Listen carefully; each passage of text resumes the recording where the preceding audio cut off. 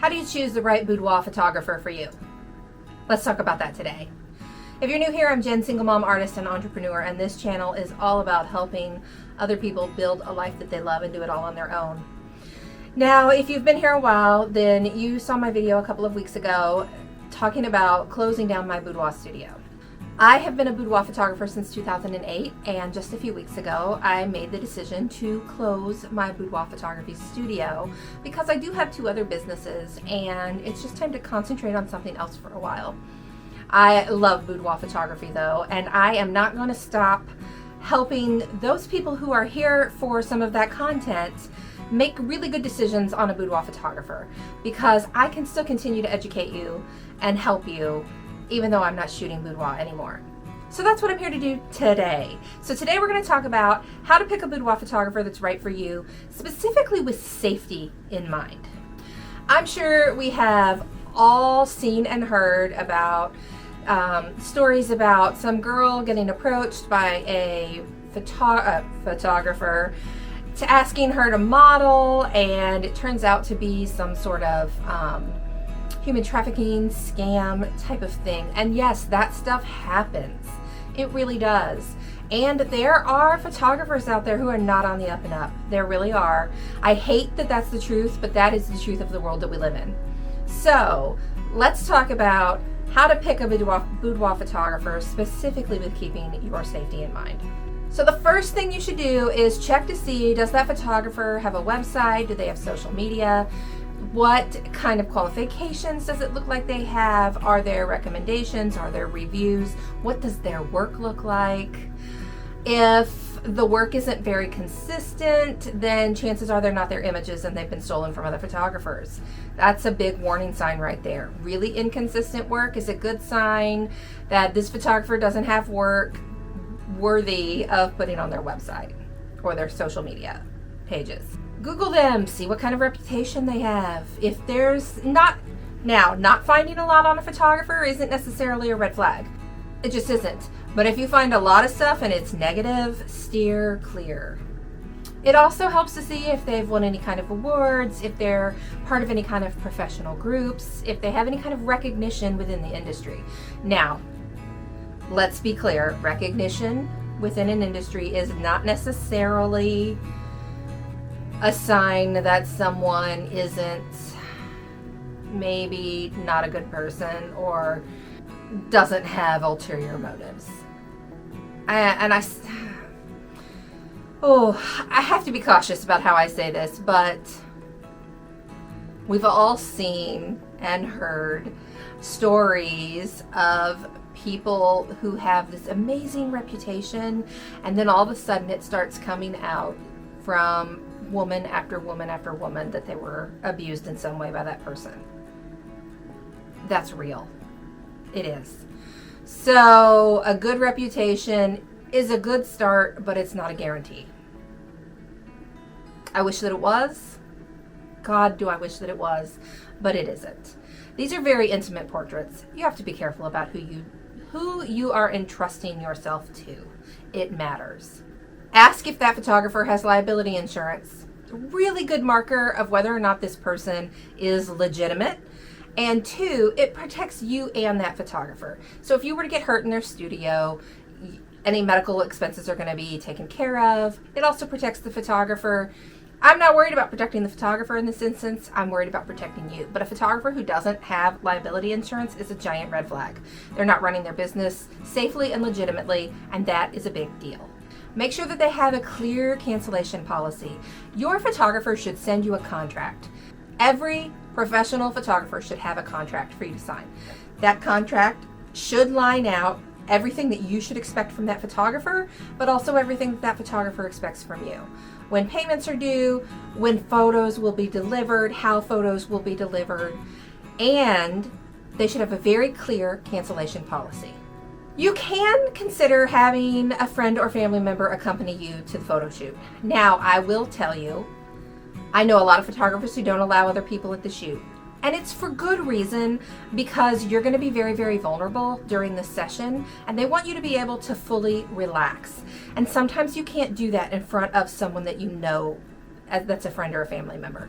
Not everyone has a friend or a family member that they feel comfortable enough with to really relax and enjoy the experience with. So a photographer not wanting additional people at the session is pretty common practice in the industry. However, that said, I always allowed people to bring someone else. I just asked that that other person sit in the next room over. They can still hear absolutely everything that goes on. The door stays open. But I don't necessarily want them in the room watching, because that can make my client feel uneasy, right? So there's a fine line of balance there between helping you to feel safe and secure, but also helping you to be able to relax and fully get into and enjoy the session. So it's a question to ask and kind of gauge what the answer is. Okay? Always, always, always trust your instincts. If it doesn't feel right, run. If it doesn't feel right in your gut, there is a reason. Your instincts are powerful and they are accurate. Follow them. Okay? Follow them. If you can, meet the photographer in advance or ask for a video conference, like a Zoom meeting or something. That way you can kind of get an idea how they talk, how they act. It's a lot easier to gauge personality and intention in a physical conversation, even if you don't actually meet in the space, even just a video conference. It's a lot easier to kind of gauge whether that is a person that you click with, whether it's a person you feel comfortable with, than it is through text, email, or phone calls. If you feel any red flags, if you are feeling pressured in any way, listen to your gut, okay? This is just a general thing. Ask about your photographer's editing process. Find out how much editing do they do. Do they just smooth fine lines and cellulite and things like that? Or do they do full-on changes to your body in the editing process? Some photographers are really, really heavy-handed with their editing, and some are really, really light. And you may like that heavy-handed editing. I personally don't. I like really light editing. I want you to still look like you. But again, that's your personal preference. So find out what their editing process and style is like. This isn't really about safety. This is just about your satisfaction overall with the session. Consider that photographer's communication skills. Are they responsive?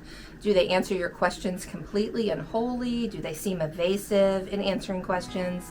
All of that matters. The more evasive someone is, the more you're gonna feel like maybe this isn't right.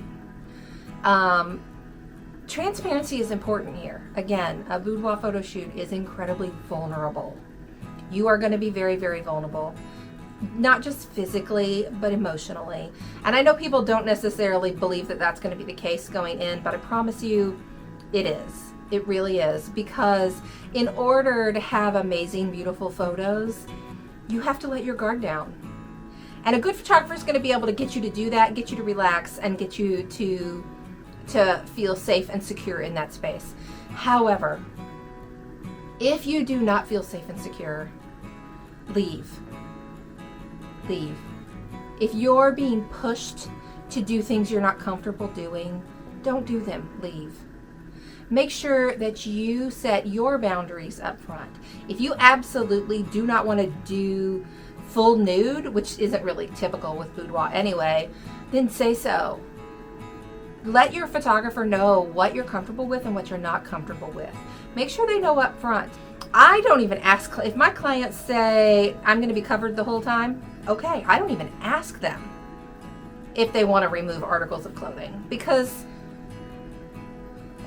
my job isn't to push you into doing things you don't want to do. That's not my job. My job is to help you relax and feel comfortable in the way that you want to be seen, and to feel good and amazing about that. And any photographer who's trying to do more than that is a problem.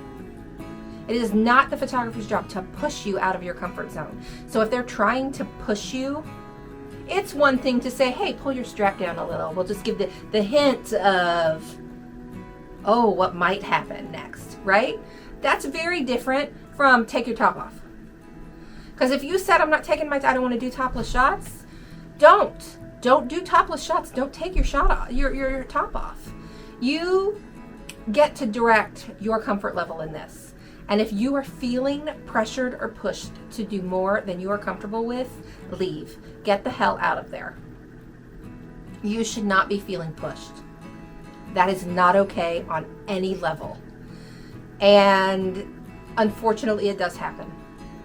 And I hate to hear that it happens. If the vibe is off, girl, listen to your gut.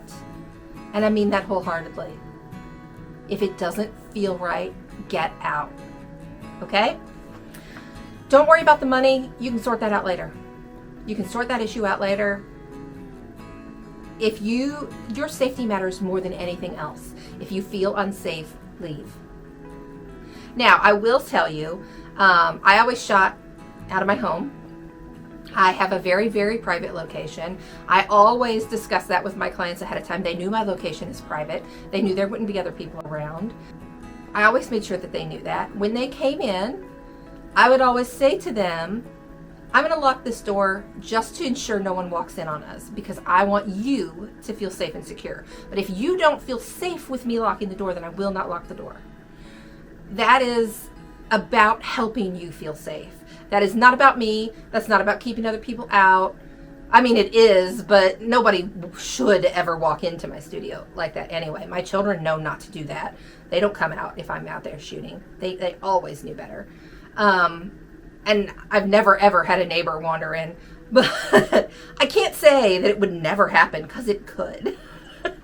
But again, I was very upfront and transparent about every single move that I made. And your photographer should be too. If once we started shooting, if something needed adjusted, I would tell them what needed adjusted, my client. I would ask them to adjust it. Sometimes they would say, will you adjust it for me? And yes, absolutely, I would adjust it for them. If a bra strap is crossed or twisted, nobody wants twisted straps or messed up necklaces, things like that in their session. And I would direct my client to fix them, or hair or whatever. And many, many times they would say, would you just fix it for me? Absolutely, I will just fix it for you. But I never, ever, ever put my hands on my clients without their permission. Ever. And no photographer that you see should either. Okay? So if they're placing their hands on you without asking you first, consent matters here. If you have any other tips that you'd like to add below, feel free.